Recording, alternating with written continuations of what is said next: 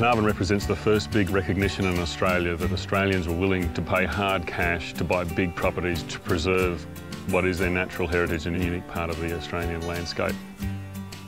Our growth since the time of Carnarvon with a whole lot more fantastic landscapes suggests that whatever Australian governments might choose to do, that the public's now into it and we'll preserve a big chunk of Australia if no one else does. I'm a traditional owner of the Bidjara tribe people. I manage Mount Tabor Station, so I speak on behalf of myself as a Bidjara traditional owner and the rest of our people. The connection that I have here is to help look after all the sacred sites and burials of significance. Bluegrass grasslands have a lot more grasses in them than just bluegrass. It was 40, 50, 60 species we've recorded on the reserve so far. It's the dominant and the characteristic one. And in fact, when we bought it, it was almost pure bluegrass. And since introducing burning regimes, burning at different times of year and allowing everything to seed, the more palatable grasses are the first to disappear. Now they're coming back in abundance throughout the reserve. It's now reflecting what a bluegrass grassland has looked like for thousands of years, rather than what's determined by intensive agricultural use. There's going to be a Bidjara person, which is my cousin Richard Mailman, that will be the first trainee that's coming on to Bush Heritage on Carnarvon Station for 2 years. The land management is something that's going to be a great benefit to our people when we get Mount Tabor Station handed back. This is a pitfall line. Small mammals, reptiles in their normal movements come, hit the fence, walk along. That just increases the chances they'll fall into these deep buckets. They can't climb up the side. We check the traps a few times a day to see what's caught in them. We want to see what's on the reserve. This is an effective way of finding animals that are hard to find, and we want to see what their populations are doing over time, both to understand how the natural systems work, but also how it relates to our management of the reserve. We trap at least a couple of times a year for up to 10 days to try and get a decent number of captures.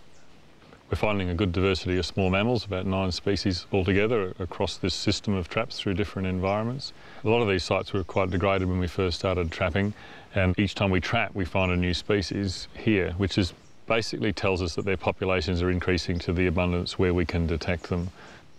Feral horses and pigs had trampled this area intensively to come in and get the water over a long period, and so we've built a very strong fence around the perimeter of the spring and then built bridges so that the native animals can get in. This both protects this area and just removes a water source for the horses that they do actually move out of the area and hopefully off the property. So it doesn't just protect the spring, it protects a much broader area as well. Bidjara and the Bush Heritage are working together to fence this area off so that it's kept protected from the brumbies, so that it's here for future to come.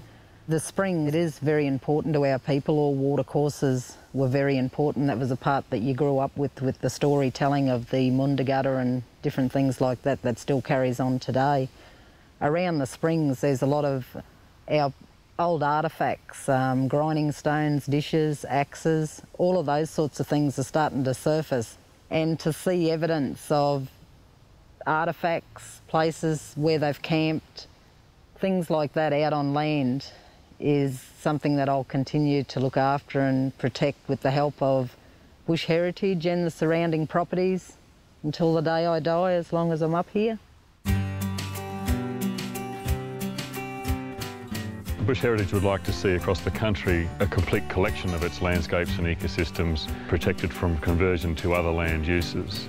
Here's 2 good examples. There's Brigalow up on the slope that's been largely converted to now an endangered ecosystem across the state. And here is old red gum forest on the flats. Both these are prized ecosystems for agriculture. They're the first ones to be cleared. They are classic of the examples of the types of ecosystems we want protected in a comprehensive set of reserves across the country. And we're hoping we're making a real contribution to that.